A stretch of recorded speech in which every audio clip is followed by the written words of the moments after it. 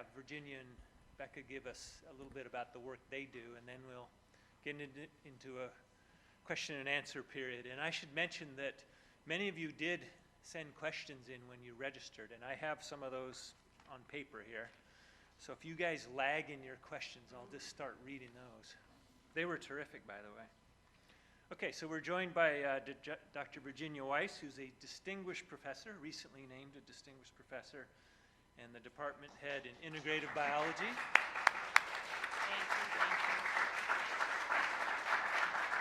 you. She's, I should also mention College of Science, which is also one of our co-sponsors this afternoon. Okay, Dr. Weis obtained her PhD in 1990 in biology from UC Los Angeles.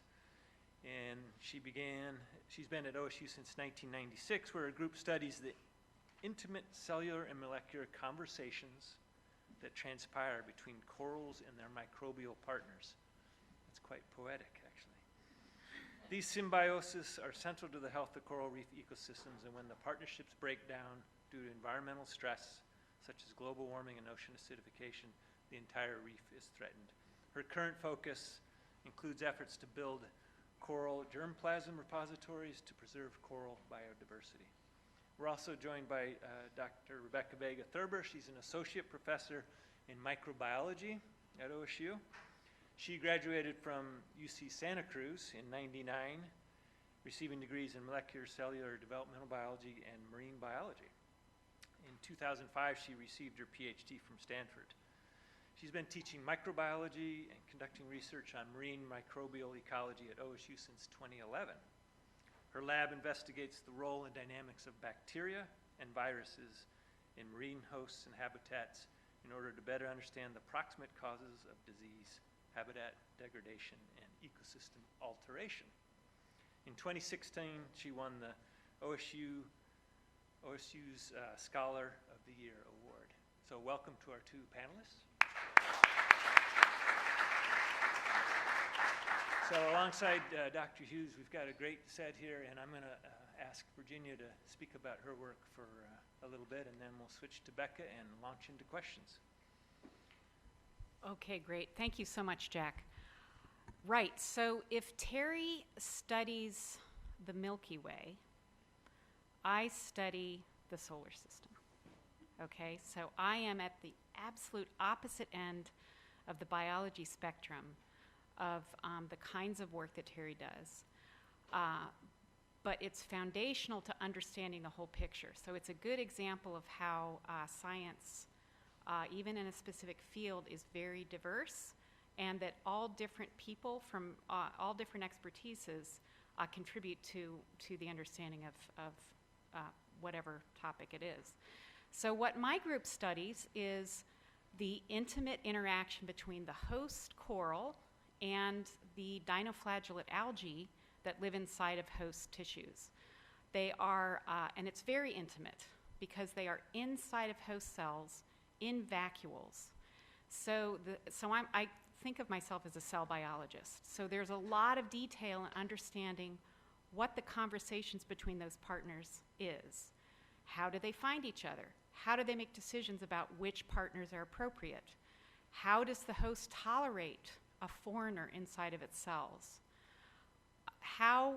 What is the currency and the homeostasis around that currency of energy? The algae give the host a bunch of good stuff from their photosynthesis. The host returns nutrients to the algae in return. There's a lot of regulation that goes on in those processes. So when I started my career, I was very interested in all those things that I just described. And right as it was unfolding, there were these first descriptions of phenomena that we now know of as coral bleaching. And I started to study coral bleaching, again, at that cellular level, but it was a completely separate set of phenomena that I was thinking about in my brain, okay? That was, a number of years ago. But now today we understand that those two sets of things that I described, the onset of symbiosis, the way the partners are maintaining each other, it's intimately related to what's happening with bleaching. So what happens with coral bleaching is that there is a stress event The best understood that what we think is happening is that the algae gets stressed by the heat and the high light that they're in. That causes reactive oxygen species, just similar to why we eat our blueberries and cranberries, right? We have all of these oxygen radicals that are in our bodies that we need to try to manage. Well, with coral bleaching, that overrides the compensatory mechanisms in that symbiosis that causes all hell to break loose. And it's basically an immune response, in part, a stress response by the host that is causing the breakdown of the partnership. So these intimate things that I study have been foundational, and it's not just me, there are lots of people who study this, but it's been foundational in understanding at the very high Milky Way level that Terry talks about what's causing these dramatic mortality events on the reef. And so the last thing I'll say about where I am personally is Terry, he gets to emote by taking his plane flights and getting in the water and dramatically changing his research to focus on coral reef stress. And so there's an outlet for that that's very demonstrable, it's very obvious. It's much harder for someone like me, I'm a laboratory person. I don't go diving on the reef. How can I contribute to the crisis that we have? And so I've really been thinking about that a lot over the last several years. My group thinks about that a lot. And so we're trying to be mindful about how our foundational information can be more rapidly disseminated so that we can help people who are in the field to understand better about what the causes are, and also to think about what are some of the radical, very controversial, but radical ideas that could be brought to the table to try to help the next chapters for corals in the future, be it preserving them, by freezing germplasm that we could bring back ultimately to seed reefs in the future, whether it be dramatic sort of genetic engineering ideas that, again, it's super hard to think about those things and it's very, very controversial. Those are the kinds of things that my group is thinking about helping in those efforts by providing our foundational information that we're studying in the lab. So I'll pass it over to Becky. Hi everyone, it's great to be here. I'm a microbiologist, and I started my work in the mid-2000s when a new technology had come on board, a new technology that allowed us to interrogate basically the smallest organisms and ecosystems, that is the bacteria and even biological entities like viruses, by looking exclusively at their genomics. So I started out by essentially trying to understand what's simply in corals beyond the symbiodinium, what might they be doing, and how do they contribute to the health of their host animals. And we started doing this in a variety of systems, but I was really working in a lab that has really focused, in Forrest Rauer's lab, really focused on corals, trying to understand the roles of bacteria and viruses in corals. And that's kind of how I began. And so for the last 10 to 12 years, we've really trying to just establish a catalog of what's there. And then we in my lab, we do a lot of experiments. We're experimentalists as well. We like to go out into the environment or into the lab and change the environmental conditions around these hosts to understand how they shift the components of the microbiology and virology of those animals, and sometimes we do this in the ecosystem. And then if we can track how those change and how they're correlated with different alterations in the animal's health, we can get inference about their potential roles for both good and for bad. Because generally people think of things like bacteria as bad things. They cause disease. But we're also starting to learn that bacteria can have beneficial roles. We now know they're extremely important in our own animal health and physiology, and they're extremely important for regulating biogeochemical cycling in the environment. So what is their roles in animal health of the bacteria? And if we can understand that, can we actually use this as a way to, if you will, manipulate the host so that it can be more resistant or resilient to environmental change? And so that's some of the things we've been doing. And I just want to give you a little anecdote. When I was in Forrest's lab at the beginning, it was 2005, There had already been the 1998 bleaching event, and there was a lot of concern for this, but there was kind of this quiescent time, I guess you would say, that we had a lot of wait time before these more catastrophic events that Terry has talked about has occurred. And Forrest used to always say to me, "Oh, you're so naively optimistic. Coral reefs are in big trouble, and you need to be worried about this, and it needs to be constantly on your mind about how your work will affect the conservation of reefs." And I really took that to heart, and it was true. I was really naively optimistic, and I am an optimistic person. And these last few years have really challenged that optimism, and it's been hard to work in this field. It's been hard because it's emotional, and when you're working on something so intimately for so long, it becomes very personal and difficult. And a couple years ago, because I'm a microbiologist, and because I'm studying this more mechanistic stuff that's not as necessarily tangible in the same way that Terry has talked about, how we say if we just reduce CO2, we can affect this massive change. Well, what about these bacteria, and why do they matter? I decided that because I was kind of having a crisis of confidence and about what my work meant, that we would do something bigger. And we would go, our experiments would be bigger, our outreach would be bigger, our impact would be bigger. And so we've worked with people here to develop videos and even a full-length feature film about the ongoing crisis, and not just how it affects the reefs, but how it affects the people who live on the reefs. And that's really been something that I wanted to point out, because this isn't just a crisis of ecology, this is a social crisis too. And like Terry said, 400 million people depend on reefs for their primary nutrition. And that is a serious global issue that we need to consider and really act upon before it's too late.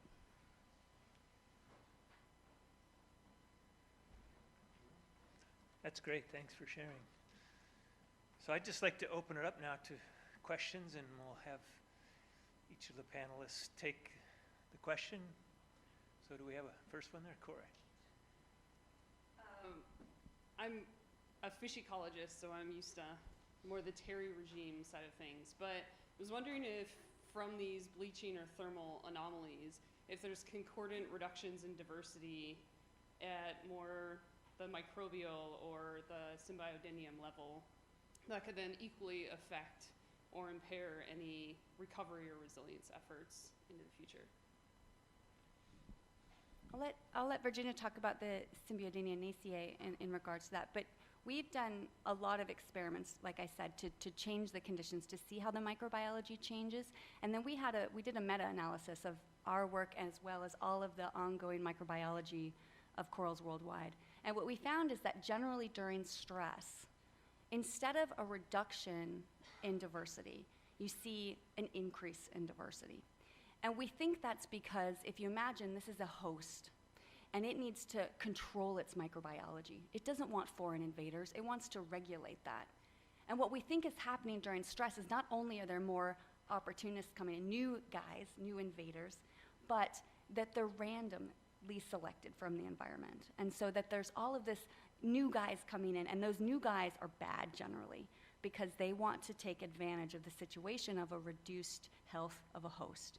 And so that's generally the trend we see, and we think that that's a bad thing, that in this increase in diversity. There's also an increase in variability, as I mentioned, and typically in ecology we think of increased variability in ecosystems as a good thing, right? We think of it as a bad thing in terms of the microbiology. There might be an exception for that in terms of the symbiodinium that they contain, because they might contain more thermally tolerant ones. Do you want to comment about that? Yeah, so the algal story is dynamic and complex. Part of it is hampered by, and again, I'm not an ecologist, and Terry can correct me if I'm wrong, but there's still an emerging understanding of just the free living diversity of the algae that are occurring surrounding corals. There's a pretty good understanding of what occurs in corals.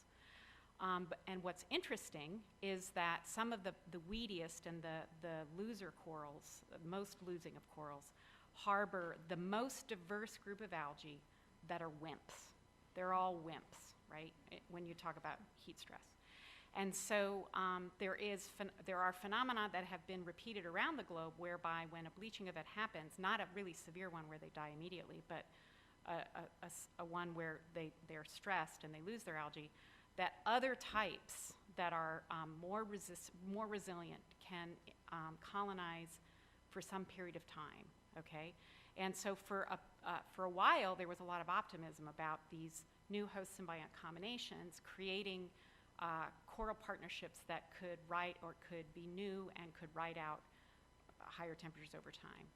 But the reality is much more complex. In fact, when temperatures go back down again, those symbiont types are not as productive. They cause stress in the host. There's now clear evidence. There's signatures of stress in the host. So it's kind of like a Frankenstein coral, right? And so they get kicked out, and the old unresilient ones come back in, okay? So, but again, there are partial pictures here, but that's sort of an overall story. There is a lot of interest in understanding if there's a way to manipulate resiliency in algae, right? And again, is it smart? Maybe not. Maybe it's scary. But there's discussion about it, and there's where the geneticists are working hard is trying to figure out ways, developing methods like CRISPR and other things to try to see if we can, at least in the laboratory, create possibilities of different coral symbiont combinations that could one day be a part of a solution. We're a long way from that, but that's something that's there is interest in right now. Terry, did you want to comment or try a new question? I think one element to bear in mind is that reefs are changing incredibly quickly in the wild. So it's not just a case of scientists doing stuff in the lab to replace the wild population. The wild population is on the move. The barrier reef has just gone through one hell of a natural selection event. Exactly. No one's measuring it, as far as I know, so that we don't know what the change in gene frequencies of the corals has been. We do know that the winners and losers story, but within a given population, you often see two corals of the same species side by side. One will bleach and die, and the other's perfectly happy. We don't know the genetic basis of that. One impediment to the zooxanthellae approach is that most corals, the spawners, don't have transmission of zooxanthellae from one generation to the next. So when they reproduce, the sperm, obviously, and the eggs don't have zooxanthellae in them. So they don't inherit them from their mother. They have to pick them up, usually just at the time of settlement. So we can't manipulate the zooxanthellae composition of a coral in the lab, put it out in the wild, and have it propagate. When that coral dies, that's it for the zooxanthellae. They may go into the sediment or live on the algae, but as you said, we know very little about what wild populations of zooxanthellae that aren't inside a coral are doing. We don't know much at all about that side of their cycle. So I think it's really important that we learn as much as we can about these mechanisms, but I think that information is of most use because it tells us what the wild populations are doing. I don't see for the foreseeable future a rescue coral being put out there. So there is some work being done in Australia. It's sponsored by the Australian government, where the objective is to develop a super coral with invasive properties. What could possibly go wrong? So I'm wearing an ecologist hat, so I tend to think about big scales, and I think about dispersal and connectivity and stock recruitment relationships and multiple generations. I don't think there's going to be any quick fix, and I'm sure no one here would argue that.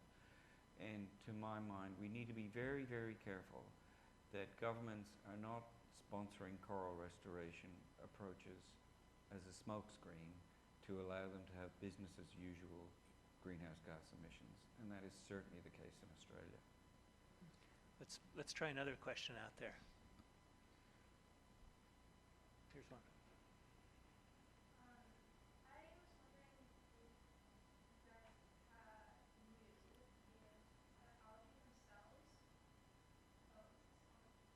It doesn't sound like it's on. We can hear you. You speak louder, yeah. Okay. That's great. What? Now it's Keep on. going. Oh, okay. So I was wondering if the algae themselves are negatively impacted by the warmer temperatures and the bleaching events. So this is a good example of where there's a lot to study and a lot of stuff just isn't known. So there are some papers that examined that experimentally where corals were caused to bleach and then algal survivorship was measured. But they're not new studies, and the data were somewhat ambiguous. So I would say that the jury is out on that. In the laboratory, you can measure that in model organisms like what we study in my group. And yes, you can kill algae with that. But what's happening in nature is again, Terry may know more than I do about sort of ecological level demonstration of this, but focus has been on the host and really a deep understanding of ecological impact, ecological level impacts on the algae it's missing as far as I know. Let's try another question down here in the front. We're waiting for the microphones because this is being WebExed. Terry, has the, is it on? Yes. Yes. Has the, so the loss of branching corals, eventually if those corals are dying, then they're becoming coral rubble and you're losing rugosity in the reef. Has that had a measurable effect on biodiversity of fishes, and particularly smaller fishes that depend on that branching coral? Yeah, we actually know quite a lot of that about that because, of course, bleaching is not the only thing that kills corals. So a lot of the research that's been done on the broader ecosystem impacts of losing coral cover is looking after cyclones or after crown of thorns starfish outbreaks. Those three are different in the trajectory of what happens afterwards. So the picture I showed you of the graveyard was intact coral skeletons still standing, right? A reef after a cyclone looks nothing like that because everything gets broken up. So for a time at least, the structure is still there, even if the coral tissue is no longer covering the now dead skeletons. We know that there's a spectrum of response by fish to loss of corals, and the fish people use the same language, winners and losers. So at one end of the spectrum are generally small fish that are highly dependent on branching corals, things like chaetodontids, the butterfly fish, which eat corals. Some of them eat only one species. So if the coral dies, they disappear. There are blennies and gobies that are commensals, again, sometimes with one species of corals. At the other end of the spectrum, there are some fish that couldn't care less if all the corals in the world disappeared. They tend to be things like roving parrotfish that eat algae. So the less coral and more algae there is, the happier they are. There's also a time lag between when a coral nursery disappears and when recruitment to the adult fish population stops. Think of if you were to kill off every newborn baby, you wouldn't notice high school enrollments for 12 years, right? Pretty crude analysis, but I hope that worked. So there's a time lag. So many commercially important reef fish like groupers, even though the adults don't depend on the corals, the juveniles do, and so you get a collapse of the adult population with a long time lag. Our projection is that fisheries on the Great Barrier Reef will decline by 40% because of the loss of coral cover, but it'll be a few more years before it fully unfolds. The top of a dead coral is a terrible place for a baby coral to settle. So many of the corals that are now settling are settling into sort of suicidal habitat. On top of a table, it's going to fall. So a good cyclone would be a good thing for many of those intact dead reefs because it would clear it out. There is an issue with rubble formed after a mass mortality event because rubble is mobile. It's unconsolidated until something glues it together.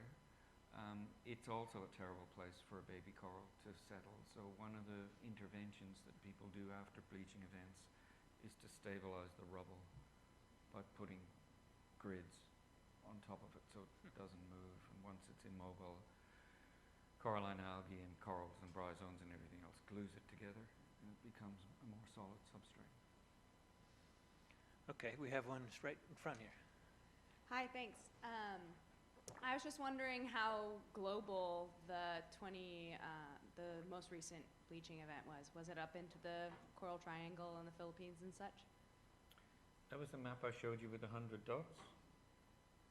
So those 100 locations, we chose them because they cover the whole pantropical region. So 25 of them were in the Atlantic, 25 were in three other regions across the Indo-Pacific. And we picked them because we were confident we could get a complete bleaching record from 1980 to the present. But to answer your question, 76 of those dots, I think it was, were red. So it was a global event. Okay, I'm going to ask one that was submitted online. So I think Terry mentioned the stressors and said something about flooding. But what about pollution? It says, how do we meaningfully reduce pollution of all kinds, noise, chemical, et cetera, around the reef? What practical actions, if any, can we take? Becky, you want to take a shot at that? Yeah, so one of the things our lab studies is the effects of multiple stressors. So climate change is clearly the most impactful of all of the stressors that's occurring on coral reefs, and that can't be denied. However, there are also local stressors that are occurring, like pollution, and those can take many forms of sedimentation, nutrient pollution from fertilizer runoff. There can also be types of pollution like plastic pollution that I'm sure many of you guys have been reading about in the news. It's a big hot topic right now. And all these forms of pollution can contribute to either exacerbating the effects of climate change or reducing the resilience in response to climate change. And so that's some of the things that we're studying. We're trying to understand if you have overfishing and you have climate change, which occurs in many, many places simultaneously, what are the effects on the coral? And it generally, it's funny because I don't traditionally study bleaching, but as things have gotten worse and worse, we can't avoid it. It's simply the biggest signal in all of our experiments. When we're out doing experiments on pollution, climate change comes along every summer and kills all our corals. It's the biggest signal compared to things like nutrient pollution or overfishing. It's just the big hammer that shuts the coffin closed. Sorry, that's also kind of a gruesome analogy, but it's true. But what can we do about it? The nice thing, I guess if there is a nice thing about local stressors, is that at a community organic level, we have the ability to, as a community, fight it as individuals and as populations ourselves, right? So it's something that we can tackle. We can help clean up beaches. We can do things like lobby our government to make sure that local watersheds are clean and things like that. So pollution of all kind is something that's much easier to tackle fundamentally right now. It doesn't mean that it's the most important, though. But it is something that we can tackle at all levels, including how things go into our water and how we dispose of our trash, those kinds of things. Okay, another question out there? I got a super long list, but I'd rather you guys ask.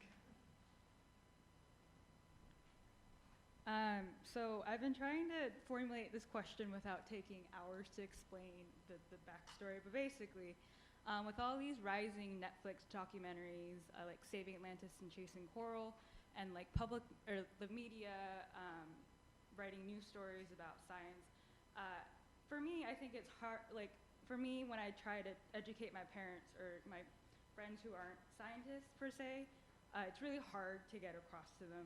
And I believe to change our global emissions or to get the government to do something about this issue is to have everybody hold hands and go for it. And to get those hands to hold, we need to educate them.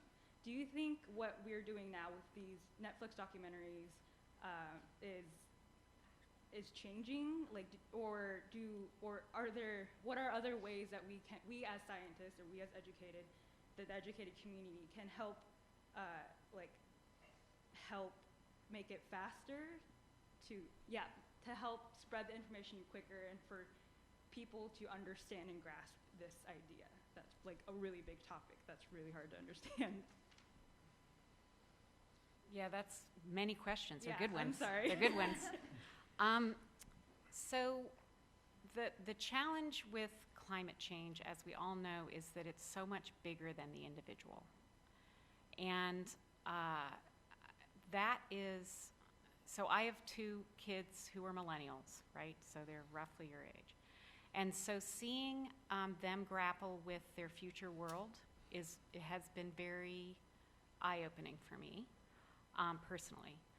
And I would say that they have a different, not just my children, but other younger people that I've talked to. They have a different sense of what was and what is going forward. And so one thing that I struggle with is trying to just let's keep it like it is now, right? We got to keep it like it is now. Whereas I think the younger generation is thinking we need to look forward. We need to look forward. And one of the major, and so forward may not look as good as back, but forward is where we're going. So the challenge there is not to turn the public off and terrify them, but also to terrify them, right? So I haven't figured out what that balance is. To find that hope is maybe not quite the right word, but commitment to working on solutions moving forward in my own personal way. I feel that as a scientist, I have an outsized ability to do that compared to people who are sitting in the audience, many of them. But for people who are sitting in the audience who know things, who are scientists, who don't work on corals, I think you can talk about being mindful about everyday things that we're doing. As Americans, we are huge consumers, and so we need to try to be mindful about that, and try to make decisions and talk about those decisions and the challenges of those with people around you, and bring it into the everyday, because if you don't, it just gets so big and so hopelessly bleak that people just stop listening. So kind of a long answer, but your question was long. Becky or Terry? In my experience with talking with people all around the world about climate change and its effects on coral reefs, I've taken somewhat 2 approaches. You can talk about the biology and the ecology, and you can talk about the society effects. And I think people respond differently. We're all different ourselves, right? So it can't be a single solution, because there's different groups of people who are going to respond to different kinds of messages, and some people are really motivated by doom and gloom and others are not. And so being honest about what the data are, I think when people actually see it in front of them, and you sit them down, maybe the really ones who are really resistant, and you be like, here's the data, let me show you, let me talk to you about it, make it a conversation, and make it not adversarial, I think people generally have an open mind as individuals. I think the next level is really, really difficult. As individuals, I think people want to help. As communities, when we become tribal and things like that, when we become, adversarial, for example, politically, that's what really creates a lot of barriers, and I have no idea how to fix that. I mean, I think that's not just an issue of like climate change and things like that. I mean, there's so many issues right now where this adversarial nature between our political groups it's stifling, and it's created so much issue that if we don't tackle that, I don't know how we can tackle anything else. I think scientists have a civic duty to speak to climate change debates. Sometimes we have information that's highly pertinent. The information we garnered in Australia that I talked about had there was huge public interest in it, not just in Australia, but globally. So that movie clip I showed you from the helicopter, I put that on YouTube, and 5 million people watched it in the first 4 days. So the bleaching event has changed my job description, certainly. I'm doing a lot more public talks, and this lecture tour is part of a commitment I made to myself of not being silent about the demise of the Great Barrier Reef. I thought people need to know about it, and I've deliberately crafted a strategy, not just for me personally, but for the people who work in the centre that I direct. So we, for instance, we hired a media person. We put out fortnightly press releases. We put out our results before they're published. We make our data publicly available. We give a lot of interviews and talk to a lot of journalists, and that's very time consuming. But I think many of you will agree, or you wouldn't be here, that the sorts of data we have, and the data speaks for it, is important information that should be part of the public debate. So we have a federal election in Australia next month, and there are very few Australian voters that don't know that 50% of the corals on the Great Barrier Reef have died in the last 30 years. And they know that because we told them. And that hasn't always been easy. There's pushback. People who are early in their career are often particularly reluctant. If you work for a government agency in many countries, it's not good for your career to speak out if the current government is anti-science or anti-global warming or pro-fossil fuels, not to mention which countries that might apply to. So, you know, as I said at the very beginning, I think it's a moral responsibility for citizen scientists, and I mean that as meaning scientists who, of course, are citizens, to be vocal. Because we have a story to tell. It's the truth, and people need to know it. Okay, let's try for one more question. Anybody out there? Yeah. Have you seen, or I guess,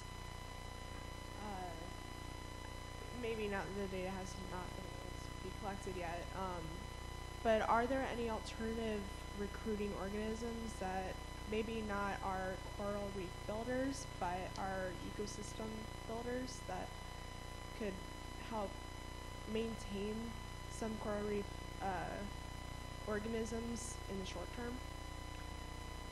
Well, that's a good question. So in the coral reef ecology literature, we talk a lot about regime shifts or alternate states, which means the historical condition of a reef where it's dominated by corals is replaced by some other ecosystem. So looking to the future, whatever the warming scenario is, there won't be a blank slate underwater off the east coast of Australia. There'll be a tropical ecosystem. But it may well be dominated by sponges or by seaweed. If that's the case, because it's too hot for the corals, then it won't be a coral reef, because by definition a coral reef is created by the corals. It will be a very different kind of ecosystem with different ecological functions, with different goods and services. There'll probably still be a fishery, but it won't be a reef fishery. It could be a sponge reef fishery. I think most people would make the value judgment that a transition from the current type of ecosystem that looks like that to something with lots of seaweed or lots of sponges is a degradation, and something that's not desirable. And so that's why management is working to keep the current condition of the reef. Even if the mix of species changes, we want it to be coral dominated, with not too much algae or other stuff that could replace the coral. Speak on soft corals. Have they been more resilient? I have nothing personally against soft corals. So soft corals are quite common on many Indo-Pacific reefs. They're they're related to hard corals, but they have a different skeletal structure and kind of floppy. They didn't do so well in the bleaching. Some of it's a very broad category of species that range from very long-lived to very weedy. So the same sort of spectrum that corals have in terms of being good colonizers or good persisters. They have a reputation for getting in after the corals die, but I think it's probably overstated because there are lots of other things that do that too: seaweed, tunicates, sponges. I don't see them as a threat to the reef. They're quite toxic because they don't have a hard skeleton. To defend themselves against predators, they kill themselves with chemicals. So I suspect they don't support the same biodiversity that a hard coral assemblage would. I made that up. That's a great. Google it and check. Okay, great. So thank you for the questions. And let's, before I thank our panelists, I want to invite you to come out, look at the booths as you go by, and then join us for refreshments and posters next door. So thanks again to our panelists and to Terry Hughes.